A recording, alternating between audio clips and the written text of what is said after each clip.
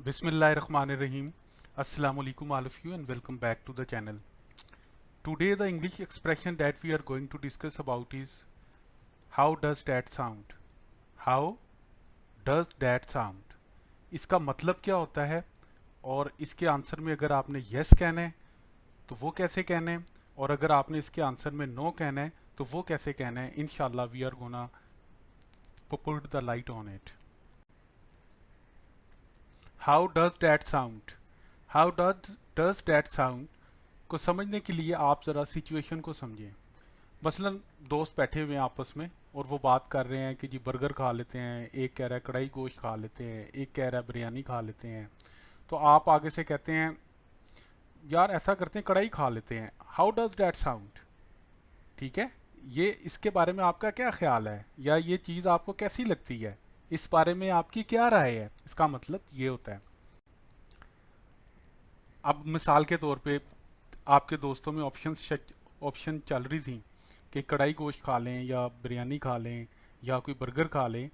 तो आपने कहा यार कि कढ़ाई खा लेते हैं. How does that sound? आपके दोस्तों को भी ये बात पसंद आई. वो आगे से कहते हैं दैट साउंड ग्रेट. हाँ यार ये ठीक है, दैट्स साउंड ग्रेट.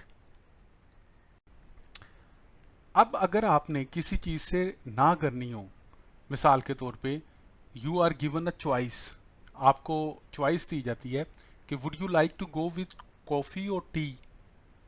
तो एक आपका दोस्त कहता है कि जी मैं तो I would love to go with coffee, मैं तो कॉफ़ी लूँगा.